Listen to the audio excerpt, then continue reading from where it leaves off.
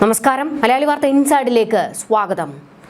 ഇനിയും ഇത് താങ്ങാൻ കഴിയില്ല പൊന്നയ്യപ്പ, ഇങ്ങനെയും പരീക്ഷിക്കരുതേ.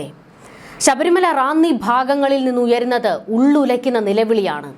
ഒരുപാട് പേരുടെ സ്വപ്നവും കഷ്ടപ്പാടും വലിച്ചെടുത്താണ് പമ്പ കരകവിഞ്ഞൊഴുകിയത്. ശബരിമലയിൽ ഉൾവനത്തിലുണ്ടായ ഉരുൾപൊട്ടൽ സർവനാശത്തിന് വഴിവെച്ചു. വെള്ളം ഇരച്ചെത്തിയതോടെ കടകളിൽ നിന്നും വീടുകളിൽ നിന്നും ജനം ഇറങ്ങി ഓടി. കോടിക്കണക്കിന് രൂപയുടെ നഷ്ടമാണ് ഉണ്ടായിരിക്കുന്നത്. കനത്ത മഴയിൽ പമ്പയാറിലെ ജലനിരപ്പ് ഉയർന്നതോടെ 2018 പ്രളയ സമാന കെടുതിയാണ് ഉണ്ടായിരിക്കുന്നതെന്ന് റാന്നി ടൗണിലെ വ്യാപാരികൾ നെഞ്ചത്തടിച്ചുകൊണ്ട് പറയുന്നു. ഓണമായതുകൊണ്ട് തന്നെ പല കടകളിലും സ്റ്റോക്കുകൾ എത്തിയിരുന്നു. എല്ലാം പമ്പ കരകവിഞ്ഞതോടെ ഒലിച്ചുപോയി. 2018 മുതൽ തുടർച്ചയായ വർഷങ്ങളിൽ പത്തനംതിട്ട ജില്ല പരീക്ഷിക്കപ്പെടുകയാണ്. റാന്നിയിൽ എല്ലാ മഴക്കാലത്തും നാശം വിതച്ചാണ് മഴ കടന്നു പോകുന്നത്. കടയുടമകൾ തലയിൽ കൈവച്ച് നിലവിളിക്കുകയാണ്. അയ്യപ്പ, എന്തിനീ പരീക്ഷണമെന്നാണ് അവരുടെ കരച്ചിൽ. പുനലൂർ മൂവാറ്റുപുഴ സംസ്ഥാന പാതയുടെ ഭാഗമായ റാന്നി മേഖലയിൽ 2 കിലോമീറ്ററോളം ദൂരത്തിൽ റോഡും തോടും തിരിച്ചറിയാൻ കഴിയാത്ത വിധം വെള്ളം കയറി ഗതാഗതം പൂർണ്ണമായും തടസ്സപ്പെട്ടു. ബസ് സ്റ്റാൻഡിലും സമീപത്തെ കടകളിലും വെള്ളം കയറിയ അവസ്ഥ രൂക്ഷമാകുകയായിരുന്നു. റോഡിൽ ഒരു ഥാർ ജീപ്പ് വെള്ളത്തിൽ കുടുങ്ങിയതും തടസ്സങ്ങൾക്കിടയാക്കി. ഓണവിപണി ലക്ഷ്യമിട്ട് ലക്ഷക്കണക്കിന് രൂപയുടെ സ്റ്റോക്ക് എത്തിച്ച വ്യാപാരികളെയാണ് വെള്ളപ്പൊക്കം ഏറ്റവും കൂടുതൽ ദുരിതത്തിലാക്കിയത്. റാന്നി ടൗണിലെ 500-ലധികം വരുന്ന വ്യാപാര സ്ഥാപനങ്ങളെ പ്രളയം നേരിട്ട് ബാധിച്ചു. ഓണക്കച്ചവടത്തിനായി പുതിയ വസ്ത്രങ്ങളും മറ്റു ഉൽപ്പന്നങ്ങളും എത്തിച്ച കട ഉടമകൾക്ക് വെള്ളം പെട്ടെന്നുയർന്നതോടെ സാധനങ്ങൾ പൂർണ്ണമായി സുരക്ഷിത സ്ഥലങ്ങളിലേക്ക് മാറ്റാൻ കഴിഞ്ഞില്ല. 1012 ലക്ഷത്തിന്റെ പുതിയ സ്റ്റോക്ക് വന്നിരുന്നു. ഈ ഉണ്ടായ ദുരിതം അത് തങ്ങളെ കടക്കെണിയിലേക്ക് കൊണ്ടെത്തിച്ചിട്ടുണ്ട്. താങ്ങാൻ കഴിയുന്നില്ല എന്നാണ് ആ കടയുടമകളുടെ കണ്ണീര്. പുലർച്ചെ 5 മണിയോടെ വെള്ളം കയറി തുടങ്ങിയ വിവരമറിഞ്ഞ് 4 കിലോമീറ്റർ അപ്പുറത്ത് നിന്ന് മറ്റു വാഹനങ്ങളിൽ കയറി ഓടിയെത്തിയാണ് കടയുടമകൾ സാധനങ്ങൾ മാറ്റാൻ ശ്രമിച്ചത്. എമിലൻ വസ്ത്രാലയം എന്ന തുണിക്കടയുടെ അണ്ടർഗ്രൗണ്ട് നിലകൾ ഉൾപ്പെടെ വെള്ളത്തിൽ മുങ്ങിയതോടെ വളരെ കുറച്ച് സാധനങ്ങൾ മാത്രമാണ് പുറത്തെത്തിക്കാൻ സാധിച്ചത്. നേരത്തെ 35 ലക്ഷത്തോളം രൂപയുടെ സ്റ്റോക്ക് ഉണ്ടായിരുന്ന കടയിൽ ഓണം ലക്ഷ്യമിട്ട് 10 മുതൽ 12 ലക്ഷം രൂപയുടെ പുതിയ സ്റ്റോക്ക് കൂടി ഇറക്കിയപ്പോഴാണ് ഈ അപ്രതീക്ഷിത ദുരന്തമുണ്ടായത്. മൊത്തം 45 ലക്ഷത്തോളം രൂപയുടെ സ്റ്റോക്കിൽ 1012 ലക്ഷത്തിന്റെ സാധനങ്ങൾ മാത്രമാണ് മാറ്റാൻ സാധിച്ചതെന്നും ബാക്കി കടയ്ക്കുള്ളിൽ പൂട്ടിയിട്ടിരിക്കുകയാണെന്നും കടയുടമ കണ്ണീരോടെ പറയുന്നു. മുൻപുണ്ടായിരുന്ന സ്റ്റോക്കുകളും പുതിയതും എല്ലാം ചേർന്ന് വലിയ നാശത്തിലേക്കാണ് പോയത്. 1012 ലക്ഷത്തിന്റെ സാധനങ്ങൾ മാത്രമാണ് മാറ്റാൻ സാധിച്ചതെന്നും ബാക്കി കടയ്ക്കുള്ളിൽ പൂട്ടിയിട്ടിരിക്കുകയാണെന്നും കടയുടമ കണ്ണീരോടെ പറയുന്നു. മുൻപ് പ്രളയം വന്നപ്പോൾ സാധനങ്ങൾ മോഷണം പോയ അനുഭവം ഉള്ളതിനാൽ ജീവനക്കാരും വ്യാപാരികളും ഭക്ഷണം പോലും കഴിക്കാതെ കനത്ത ആശങ്കയോടെ കടകൾക്ക് മുന്നിൽ നിലയുറപ്പിച്ചിരിക്കുകയാണ്. അഡ്വാൻസ് ഏജൻസീസ് ഉൾപ്പെടെയുള്ള മറ്റ് സ്ഥാപനങ്ങളിലും വെള്ളം കയറുകയും സാധനങ്ങൾ മാറ്റുന്ന പണി തുടരുകയും ചെയ്യുകയാണ്. എന്നാൽ അവരെ വലയ്ക്കുന്ന മറ്റൊരു പ്രധാന പ്രശ്നം ഈ സാധനങ്ങൾ എങ്ങോട്ടേക്ക് മാറ്റും എന്നുള്ളതാണ്. കാരണം ചുറ്റും വെള്ളത്തിൽ മുങ്ങിക്കിടക്കുകയാണ്. 2018 മഹാപ്രളയത്തിന് സമാനമായ സാഹചര്യമാണ് റാന്നിയിൽ വീണ്ടും ഉടലെടുത്തിരിക്കുന്നതെന്ന് നാട്ടുകാരും വ്യാപാരികളും പറയുന്നു. ടൗണിന് പുറമെ തോട്ടമൺ, വടശ്ശേരിക്കര തുടങ്ങി ചുറ്റുമുള്ള പ്രദേശങ്ങളും വെള്ളത്താൽ ഒറ്റപ്പെട്ട നിലയിലാണ്. റാന്നി നഗരത്തിൽ മാത്രം കോടികളുടെ നഷ്ടമാണ് വ്യാപാരികൾ കണക്കാക്കുന്നത്. ഉൾവനത്തിലാണ് ഉരുൾപൊട്ടലുണ്ടായത്. ഇതറിയാൻ ഏറെ വൈകിപ്പോയി. ഇപ്പോൾ ഒരു മുന്നറിയിപ്പ് വന്നിരിക്കുകയാണ്. അതിതീവ്ര മഴയുടെയും പമ്പയിലെ വെള്ളപ്പൊക്കത്തിന്റെയും പശ്ചാത്തലത്തിൽ ഭക്തർ ശബരിമല ദർശനം കഴിവതും ഒഴിവാക്കണമെന്ന് തിരുവിതാംകൂർ ദേവസ്വം ബോർഡിന്റെ അഭ്യർത്ഥന.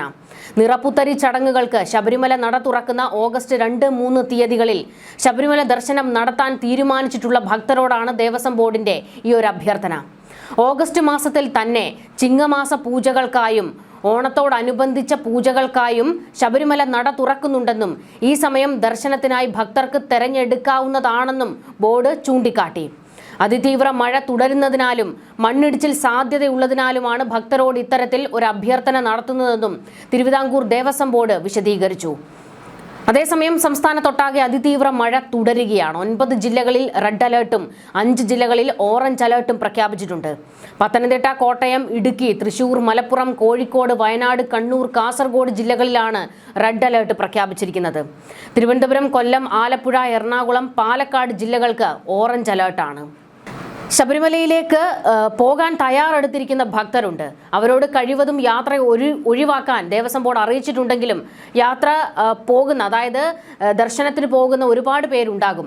അവരോട് വീണ്ടും അഭ്യർത്ഥിക്കുകയാണ്, കഴിവതും നിങ്ങൾ വരാതിരിക്കാൻ ശ്രമിക്കൂ എന്നാണ്. കാരണം ഒരു ദുരന്തം ഉണ്ടാകാതിരിക്കുന്നതിന് വേണ്ടിയാണ് അങ്ങനെ ഒരു അഭ്യർത്ഥന നടത്തിയിരിക്കുന്നത്.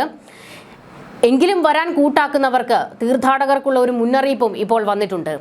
രാത്രികാല യാത്രകൾ പരമാവധി ഒഴിവാക്കുക എന്നുള്ളതാണ് മുന്നറിയിപ്പ്. ആളൊഴിഞ്ഞ വനമേഖലകളിലോ റോഡരികിലോ സുരക്ഷിതമല്ലാത്ത സ്ഥലങ്ങളിലോ വാഹനങ്ങൾ പാർക്ക് ചെയ്യരുത്.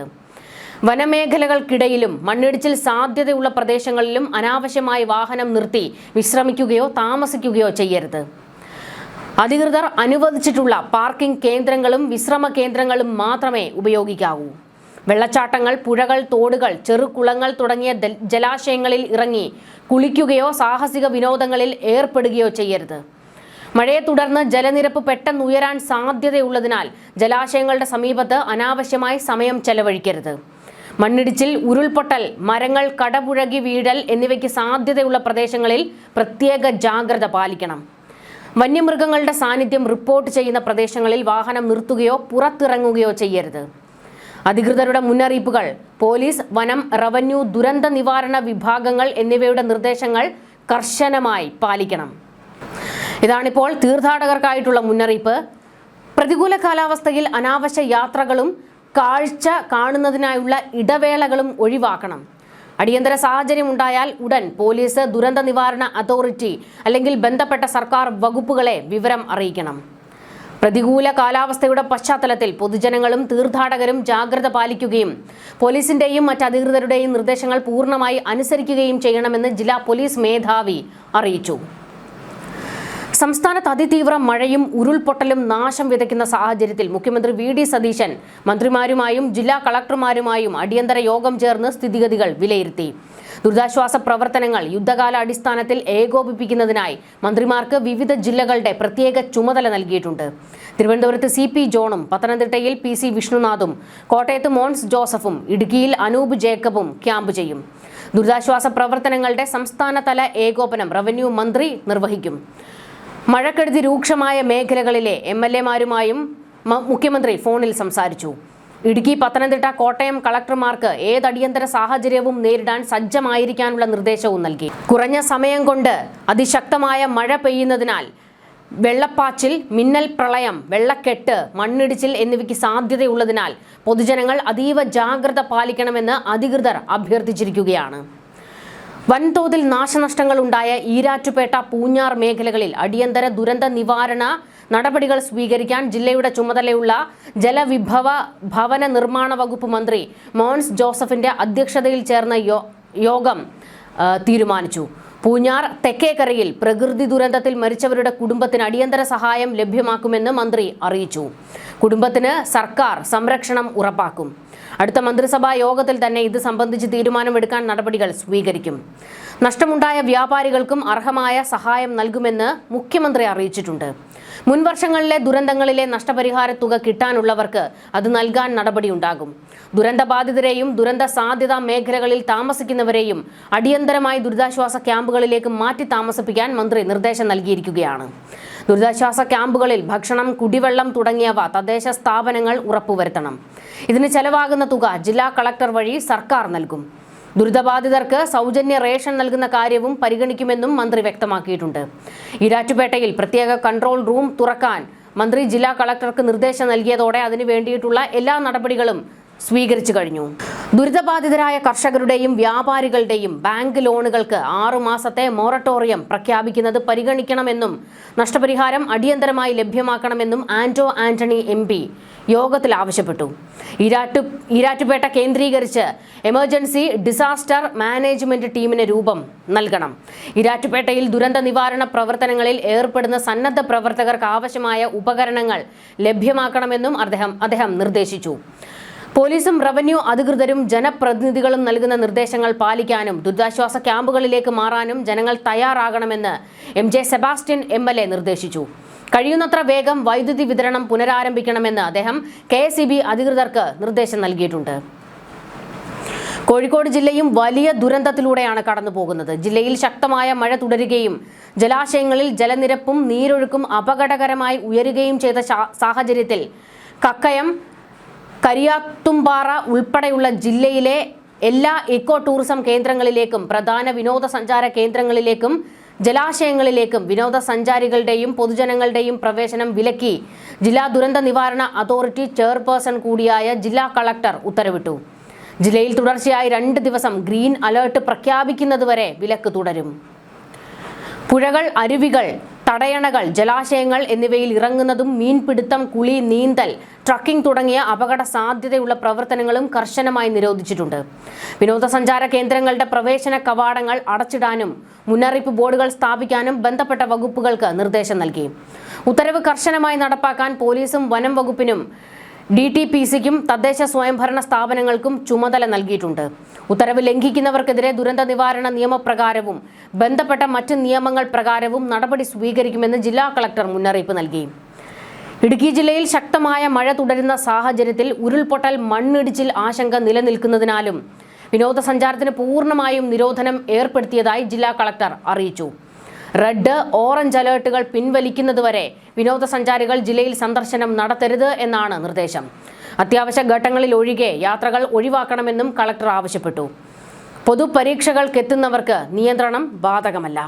വയനാട് ജില്ലയിലെ ലക്കിടി, വൈത്തിരി മേഖലകളിൽ അതിതീവ്ര മഴ രേഖപ്പെടുത്തിയ സാഹചര്യത്തിൽ മണ്ണിടിച്ചിൽ, ഉരുൾപൊട്ടൽ, പാറകൾ അടർന്നു വീഴൽ എന്നിവയ്ക്കുള്ള സാധ്യത കണക്കിലെടുത്ത് താമരശ്ശേരി ചുരം വഴിയുള്ള വാഹന ഗതാഗതത്തിന് കർശന നിയന്ത്രണം ഏർപ്പെടുത്തി ജില്ലാ ദുരന്ത നിവാരണ അതോറിറ്റി ചെയർപേഴ്സൺ കൂടിയായ ജില്ലാ കളക്ടർ MS മാധവിക്കുട്ടി ഉത്തരവിറക്കി. താമരശ്ശേരി ചുരം വഴി ഹെവി വാഹനങ്ങൾ, മൾട്ടി ആക്സിൽ ലോറികൾ, ട്രെയിലറുകൾ, ഭാരവാഹനങ്ങൾ എന്നിവയുടെ ഗതാഗതം നിരോധിച്ചു. ഇത്തരം വാഹനങ്ങൾ കുറ്റ്യാടി ചുരം അല്ലെങ്കിൽ നാടുകാണി ചുരം വഴി പോകണം. വിനോദസഞ്ചാര വാഹനങ്ങൾ, അത്യാവശ്യമല്ലാത്ത സ്വകാര്യ വാഹനങ്ങൾ എന്നിവയ്ക്ക് താമരശ്ശേരി ചുരം വഴി വയനാട്ടിലേക്കുള്ള പ്രവേശനവും താൽക്കാലികമായി വിലക്കിയിട്ടുണ്ട്.